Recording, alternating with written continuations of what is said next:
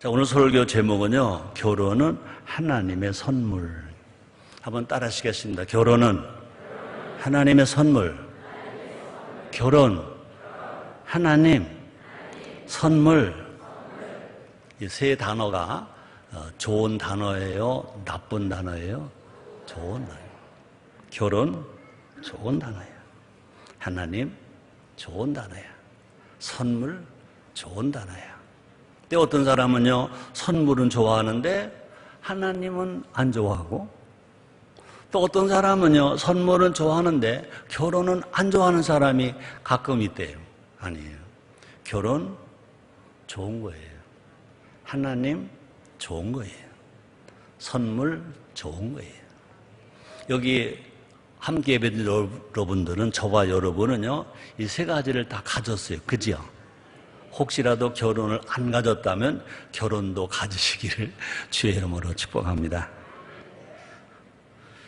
오늘 설교는요, 마태복음 설교 몇 번째? 206번째. 와, 마태복음 총 28장인데 오늘 이제 19장 1절부터 6절까지 설교가 206번째입니다.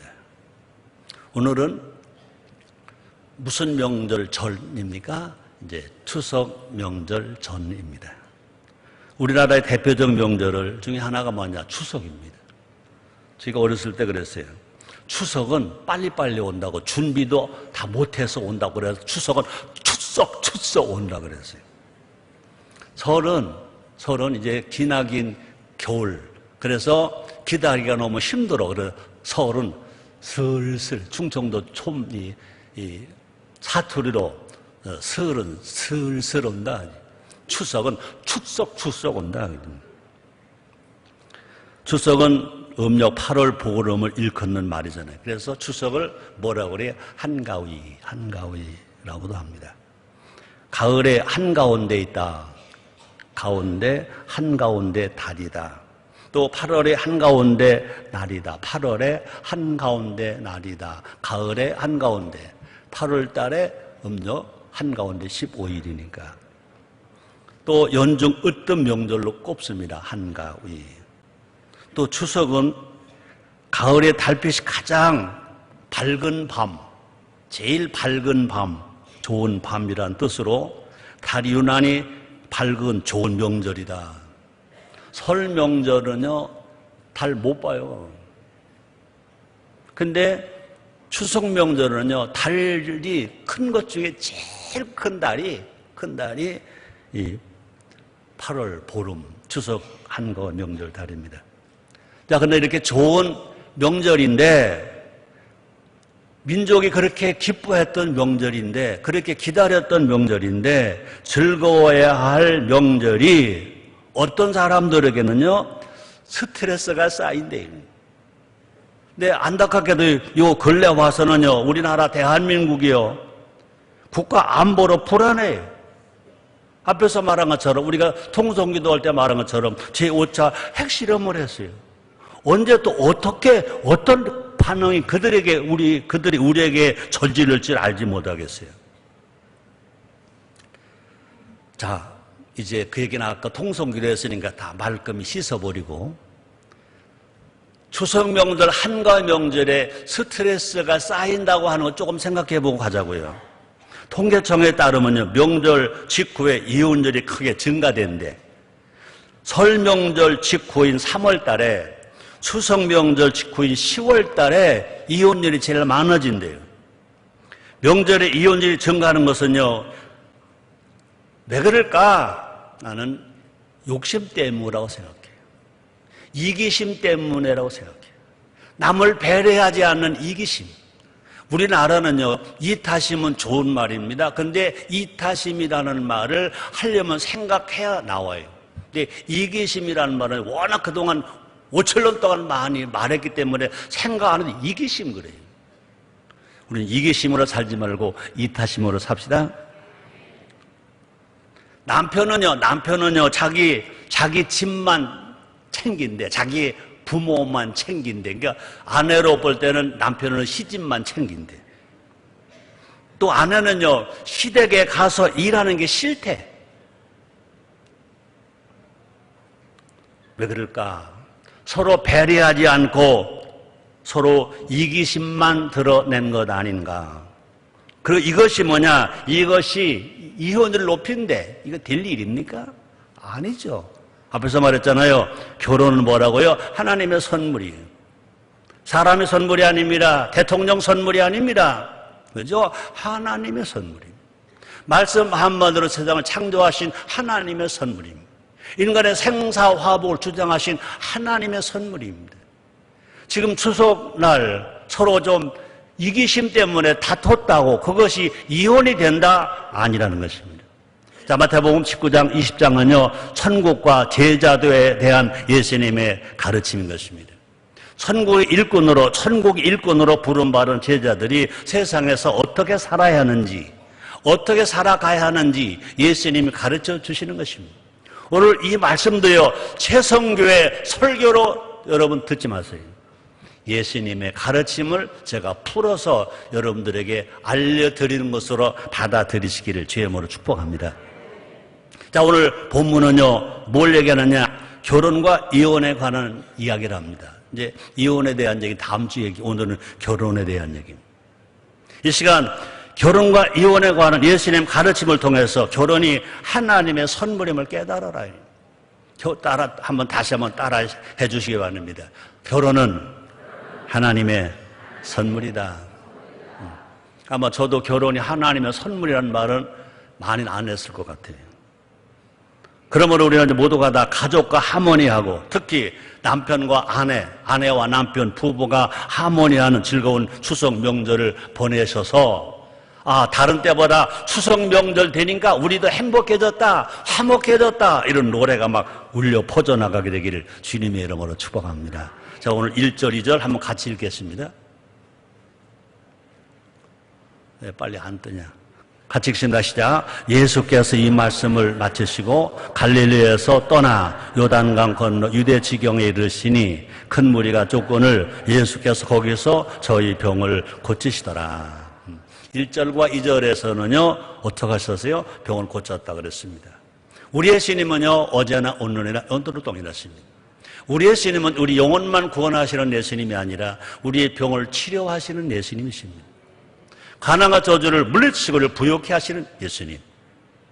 여기서도 예수님은요 갈릴리 사역을 마치시고 이제 유대 지경까지 오셨어요. 요단강 건너 유대 지경은 곧 지역으로 어디를 말하느냐? 베레아를 말합니다. 베레아는요 침례 요한이 사역한 곳이 베레아입니다. 예수님께서 오시자 이곳에서도 큰 무리가 모여들었습니다. 그렇습니다. 가난한 자는 어디든지 있습니다. 병든 자 어디든지 있습니다. 그러므로 우리 예수님이 어디든 가시면 병자를 치료하셨어요. 가난한 자 먹이셨어요. 문제를 해결해 주셨습니다. 오늘 그 예수님이 오늘 이 자리에 말씀으로 오셨다고 믿으시기를 주님으로 축복합니다. 예수님이 성령으로 오셨다고 믿으시기를 주님의 이름으로 축복합니다. 다 예수님은요 어디 가서든지 병을 고치셨어요. 여기서 예수님은요 무리의 병을 고쳐주셨다 그랬습니다. 예수님은 다시 말하면 우리 영혼만 관심을 갖고 계신 분이 아닌 것입니다. 우리 육체. 또뿐 아니라 우리의 삶의 현실적인데도 관심을 가지고 계신 것입니다. 육체 질병으로 고통을 겪고 있다면요 다 어떻게 됩니까? 교회로 나오는 것입니다. 예수님께로 나오는 것입니다.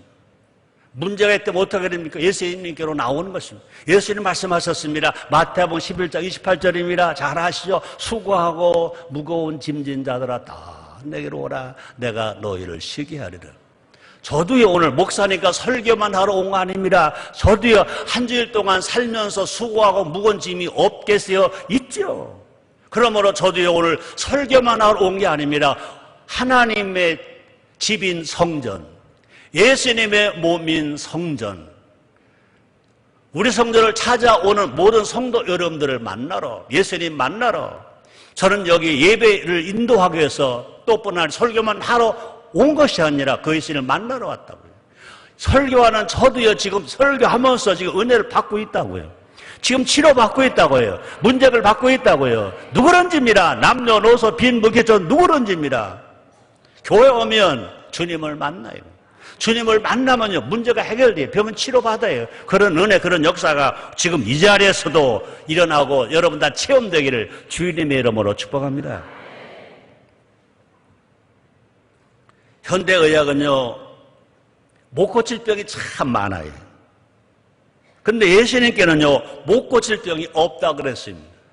소경도 눈이 뜹니다. 문둥병자가 치료받습니다. 안질병증이 일어나게 되는 것입니다.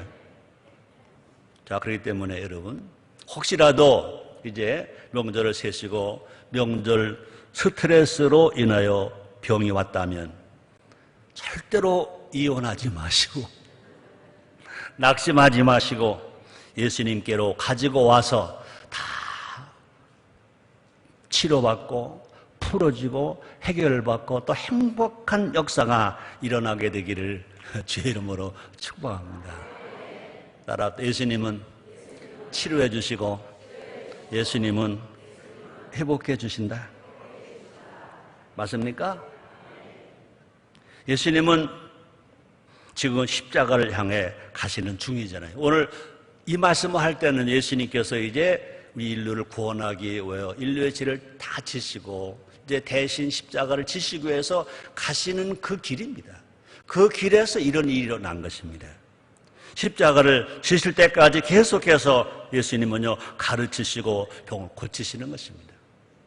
졸업식 날 됐다고 공부 안 하는 게 아니라는 것입니다. 예수님은 끝까지 일하십니다. 예수님 시작해서 마지막 죽으시기까지도요, 죽으시면서도요, 우편강도를 영혼 구원해서 낙원에 함께 가게 만들어 주셨잖아요.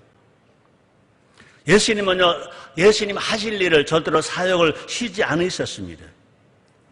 사명의 정점을 향해서 가시고 계시면서도 예수님은 또 복음을 전하십니다. 또 치료하십니다.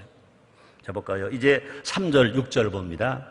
같이 읽겠습니다. 같이요. 시작. 바리새인들이 예수께 나와 그를 시험하여 가로되 사람이 아무 연고를 물어나고 그 아내를 내어버리는 것이 옳으니까 예수께서 대답하여 가라사대 사람을 지으시니가 본래 저희를 남자와 여자로 만드시고 말씀하시기를 이러므로 사람이 그 부모를 떠나서 아내에게 합하여 그 둘이 한 몸이 될지니라 하신 것을 읽지 못하였느냐. 이러한즉 이제 둘이 아니여 한 몸이니 그러므로 하나님이 짝지어 주신 것을 사람이 나누지 못할지니라 하시니. 한번 따라 하시겠습니다. 그러므로 하나님이 짝지어 주신 것을 사람이 네가 나누지 못할지니라. 네. 바리새인들은요, 예수님을 시험하기 위해서 나왔다 그랬습니다. 다른 사람들은요, 예수님께 치료받기 위해서 나왔어요. 다른 사람은 예수님께 구원받기 위해서 나왔습니다. 근데 바리새인들은요, 예수님을 시험하기 위해서 나왔다 그랬습니다. 저와 여러분들은요, 교회 나올 때 치료받으러 나왔어요. 구원받으러 나왔어요. 해결받으러 나왔어요. 예수님 말씀을 다시 오늘의 현실의 말씀으로 나왔어요. 절대로 우리는요, 바리새인들처럼 예수님을 시험하는 사람 되지 말기를 주의 이름으로 축복합니다. 교회에 와서도요, 흠만 잡아오는 사람들이 있다는 것입니다. 이런 사람들은요, 예배를 들어도 은혜를 못 받는다는 것입니다. 누구 닮은 겁니까? 바리새인들을 닮았다는 것입니다. 바리새인들도요, 예수님께 나왔지만 그들은요, 은혜를 받지 못합니다. 은혜를 받지 못합니다. 그건 치료를 받지 못합니다. 구원도 받지 못합니다. 여기서 바리새인들은요, 이제 예수님을 어떤 문제로 시험하려고 하셨느냐, 이혼 문제로 예수님을 시험하려고 했다는 것입니다. 침례 요한이 죽임을 당한 것은 결혼과 이혼 문제 때문이었어요. 침례 요한이 그렇게 목이 잘려 죽임을 당하는 것은 뭐냐? 결혼과 이혼 문제를 성경에 입각해서 이야기했다가 그렇게 처참하게 죽었다는 것입니다. 헤롯 안티파스의 부도덕한 결혼을 공개적으로 비난했습니다. 헤롯 안티파스는요, 이복 동생의 아내 헤로디아를 빼앗아 재혼했습니다. 자신의 첫 부인과는 강제로 이혼했습니다. 침례요한은요, 이 일을 비판하다가 투옥되고 결국 죽임을 당했습니다. 바리새인들은요, 예수님도 그 올무에게 걸리기를 바랬기 때문에 예수님을 시험하려고 바리새인들이 그 문제를 물었다는 것입니다. 당시 남자에게, 예수님 당시에는요, 남자가 이혼하는 것을 아주 쉬웠어요. 너무너무 쉬웠어요. 근데 남편이 말합니다. 나는 네 남편이 아니다. 안 해보고, 결혼은 안 해보고 3번만 애치면 그냥 저절로 이혼이 되는 거예요. 부부 생활을 하는데 남편이 말합니다. 너는 내 아내가 아니다. 나는 네 남편이 아니다. 나는 네 남편이 아니다. 3번만 하면 그냥 그것이 이혼이 되는 거예요. 그래서 구약적에 보니까 호세아서 2장 2절 중반 이런 말을 했습니다. 저는 내 아내가 아니요 나는 내 남편이 아니라. 이렇게 3번만 애치면, 그러고 나서 이혼 증서를 써주면 그냥 이혼이 되는 거예요. 그걸로 보면요, 지금 여자들 되게 수지 맞은 거지. 참. 그러므로 이 시대 교회는요, 누가 제일 감사를 많이 해야 되느냐, 누가 제일 열심을 많이 해야 되느냐, 누가 기도를 더 많이 해야 되느냐, 누가 전도를 제일 많이 해야 되느냐, 여성들이 해야 되는 거예요. 맞아요, 안 맞아요? 아이고, 성가 여성들이 저렇게 많어. 아이고, 복 받았지, 복 받았지. 감사하다고 박수 좀 하나님께 드려봐. 우와. 자, 근데요, 문제는 뭐냐? 수치되는 일을 어떻게 해석하느냐에 있다는 것입니다. 어떻게 해석되느냐? 예수님 당시에 크게 2파가 있었습니다. 힐렐파와 삼마이파가 이 문제를 가지고 논쟁을 하는 것입니다. 할렐파는요, 남편을 불쾌하는 일은 모두 다 이혼 사유다. 남편을 불쾌하게 하는 것은 모두가 다 이혼 사유다 그랬어요. 요리를 못해도 그건 이혼 사유예요. 이제 목소리가 쌀쌀 맞아도 이혼 사유야. 우리가 조선 왕조 때 유교 사회에서 여자가 칠거 지역에 해당되는 무조건 이혼을 당하는 거예요. 그걸 불과 100년 전 얘기입니다. 100년 전 얘기. 근데 사마이파는요, 여자가 간음했을 때만 이혼을 할 수 있다고 그랬어요. 그래서 2파가 막 경쟁하고 싸웠어요. 이 바리새인은 이 논쟁 속으로 예수님을 끌어들이려고 하는 것입니다. 자, 예수님은 길, 진리, 생명이십니다. 길이 뭐냐? 하나님 말씀. 진리가 뭐냐? 하나님 말씀. 생명이 뭐냐? 하나님 말씀. 성경 66권의 말씀이 육신이신 분이 예수님이신 것입니다. 그러면 예수님은 항상 어떤 말을 하실 때라도 성경을 가지고 말하셨습니다. 사탄을 공격할 때도 예수님 하나님 말씀을 가지고 공격하셨습니다. 자, 볼까요? 마태복음 19장 4절 6절입니다. 같이 읽겠습니다. 오늘 좀 늦다. 어떻게 된 거냐? 방송실, 화장실 가서 잘하는데 1등. 오늘 좀 늦다. 직원이 바뀌었는가 봐. 잘하라고 박수 한번 해줘요.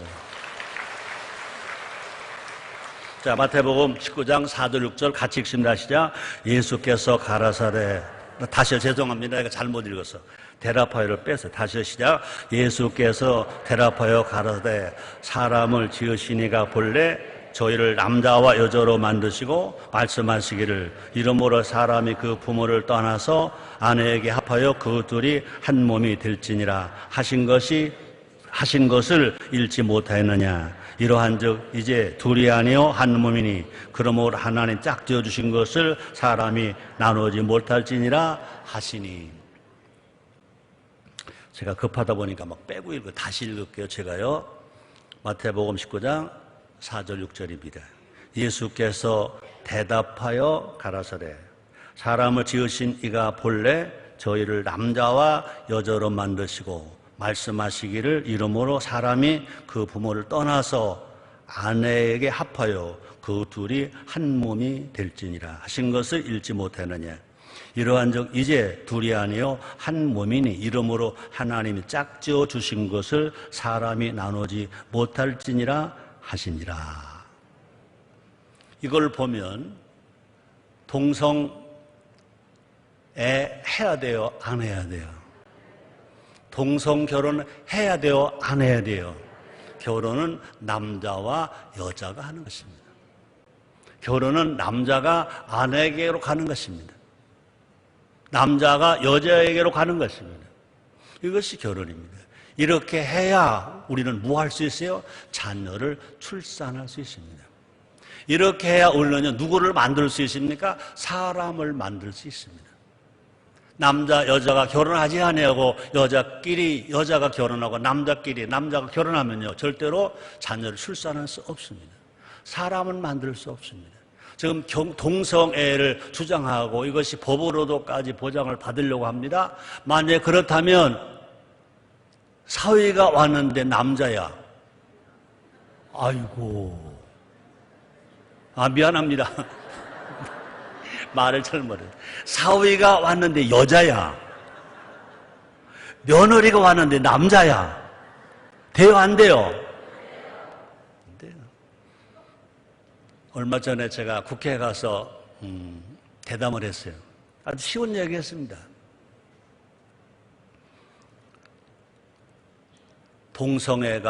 동성결혼이 인권 차원으로 보지 말아라. 생명 차원으로 봐야 된다. 인권보다 더 중요한 건 생명이다. 동성 결혼하고 동성이 결혼하면 자녀를 낳을 수 없다. 생명을 생산할 수 없다. 생명을 생산할 수 없다. 우리는요, 남자, 여자로 태어났으면 건강하면 남자, 여자가 사랑해야 됩니다. 또 사랑했으면 결혼해야 됩니다. 결혼했으면 건강하면 자녀 출산을 해야 됩니다. 몇 가지 해야 될까? 저는 결혼 주례할 때 제가 서약서를 받습니다. 하나님 허락하시면 적어도 3자녀 이상 낳겠다 할 때 저는 꼭 주례를 합니다. 예수님은 이혼보다 결혼을 먼저 강조했습니다. 바리새인들은 예수님께 와서 이혼에 대하여 질문했습니다. 이혼에 대해 질문했습니다. 자, 그러면 어떻게 보면 예수님이 헬라파식으로 대답할 건가? 삼마이파식으로 대답할 건가? 그것을 이제 올무에 빠뜨리기 위해서 질문했습니다. 바리새인들은요 이혼에 대해서 질문했는데 예수님은요 이혼에 대해서 답하는 것이 아니라 결혼에 대해서 답합니다. 예수님은 이혼보다 결혼에 강조점을 줍니다. 결혼에 강조점을. 그래서 할례이냐 삼마이냐가 중요한 것이 아니라 하나님의 본래 뜻이 뭐냐? 결혼하는 것입니다. 하나님의 본래 뜻이 뭐냐? 결혼이 중요하다는 것입니다. 바리새인들은 이혼이 가능한 사회에 대해서 묻고 있지만 그러나 예수님은 본래 이혼은 하나님의 뜻이 아니다. 이혼은 하나님의 뜻이 아니다. 결혼 하나님의 선물이다. 하나님의 선물 한 것을 버리지 말아라. 그죠? 이 추석 때 명절 때 되면요 저도 선물을 많이 받아요. 참 미안해요. 그래서 많이 나눠요. 또 어떤 집사님이 양말을 꼭 명절 때 되면 이제 2켤레 들은 양말을 사와요. 꼭 그래요. 요거는 큰 목사님 드리고요. 이건 작은 목사님 드리세요. 그리고 해와요. 근데 그 가운데 하나는 이거는요 절대로 남 주지 마시고요. 담임 목사님, 그러니까 내가 지금 이제 당회장이지만 이 담임 목사님 꼭 신으셔야 돼요. 그거 내가 꼭 챙겨 가지고 가요. 다른 건 내가 안 챙겨요. 뭐 비서실에 어떻게 하든지 뭐 그걸 마음대로 하세요. 근데 그건 내가 꼭 챙겨요. 양말을 챙겨요. 가지고 가서 내 양말 빨아서 차곡차곡 쌓는 데다가 콕 넣어요. 왜? 그분이 콕 이거는 남 주지 말라고 그랬으니까. 여러분, 하다못해 양말 하나 선물도 챙기잖아요. 버려요? 안 버려요? 안 버리죠. 못 버리죠. 근데 결혼은 하나님의 선물이에요. 아내에게 남편은 하나님이 준 선물이에요. 남편은 아내가 하나님 주신 선물이에요. 저희들이 살다가 싫어서 헤어지는 것 정도가 아니라 하나님의 선물이니까 버리면 안 되죠. 이혼하면 안 되는 거죠. 맞아요, 안 맞아요? 그러나 여러분들, 저는 성경을 전할 뿐인데 여러분들 환경이 어쩔 수 없다면 난 그건 말하지 않겠어요. 저는 원칙만 말합니다. 최상을 말합니다. 성경의 최상이기 때문에.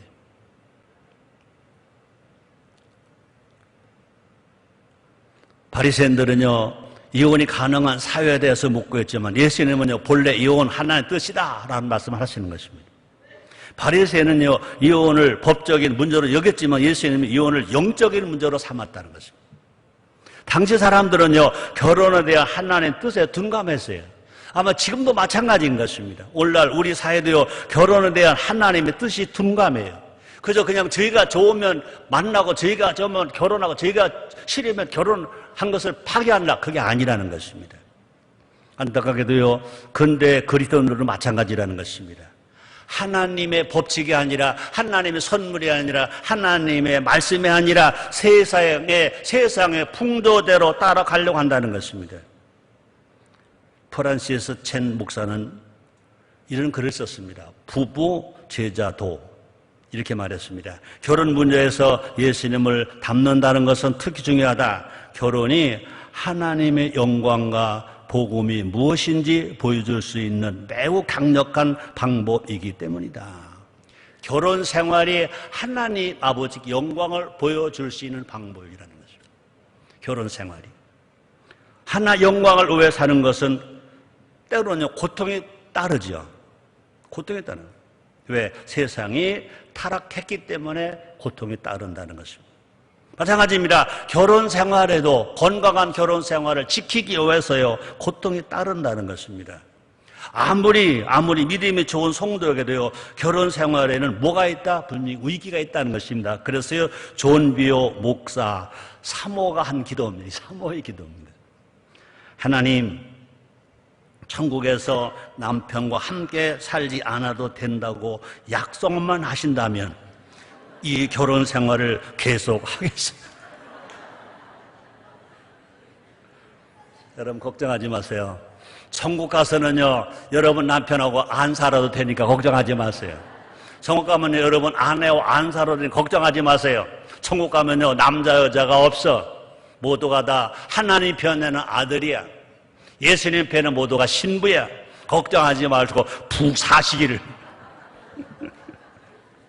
주님의 이름으로 축복합니다. 우리는요, 배우자의 흠이 아니라, 흠만이 아니라, 흠을 발견한 것이 아니라 우리 가족을 향한 하나님의 뜻을 먼저 바라보라요. 배우자에게 흠을 찾지 말고 우리 가정을 향해서 하나님의 무슨 뜻이 있다. 다시 말합니다. 결혼은 뭐라고요? 하나님의 선물. 누가 말했는지 난 그 사람 지금 만날 수 없지만 만난다면 내가 알밤을 줄 거야. 결혼 무덤이다? 아이고, 하나님도 모르고 성경도 모르는 아주 그냥 결혼은 하나님의 선물입니다. 따라하세요. 결혼은 하나님의 선물. 선물은요, 아껴야지요. 오래 써야죠. 아멘입니까? 오래 가야죠. 결혼하여 부부가 한 몸 되는 것은 하나님의 뜻입니다. 하나님의 뜻. 하나님의 뜻. 하나님은요, 결혼을 통해서 우리가 영적으로 성장하기를 원하십니다. 혼자 신앙생활한 것보다 부부가 함께 신앙생활은 훨씬 더 성장할 수 있습니다. 또 하나님은 결혼을 통해서요, 하나님과 예수님과 하나 되는 신비를 깨닫게 합니다. 우리가 결혼 생활, 부부 생활을 통해서 예수님은 신랑, 우리 신부잖아요. 그러므로 정말 예수님께도 가까이 가는 방법, 가까이 가는 생각을 더 크게 가진다는 것입니다. 또 그리스도인의 결혼을 통해서 하나님의 자녀가 많아진다는 거예요. 경건한 자녀를 얻기 위해서 우리는 뭐한다? 결혼하는 것입니다. 그러므로 하나님이 결혼을 선물로 주신 것은 뭐냐? 경건한 자녀를 얻기 위해서입니다. 자, 이것도 내 말이 아닙니다. 잡을까요? 말라기 2장 15절 같이 읽습니다. 여호와는 영이 유효하실지라도 오직 하나를 짓지 아니하셨느냐? 어찌 하나만 지으셨느냐? 이는 경건한 자손을 얻고자 하심이니라. 그러므로 내 심령을 삼가지켜 어려서 취한 아내에게 괴사를 행치 말지니라. 우리는 각자에게 물어봐야 될 것입니다. 내 결혼 생활은 정말 예수 복음을 설명하고 있는가? 내가 결혼 생활 속에서 예수 복음이 증명되고 있는가? 또 물어봐야 될 것입니다. 부부 싸움에서 이길 것인가? 예수를 닮아갈 것인가? 부부 싸움에서 이길 것인가? 예수님을 닮아갈 것인가? 한 20년, 30년 전에 최진실 씨가 나온 영어 중에 마누라 죽이기, 남편 길들이기, 이건 다 세상적인 것입니다. 이것은 썩어질 것들입니다.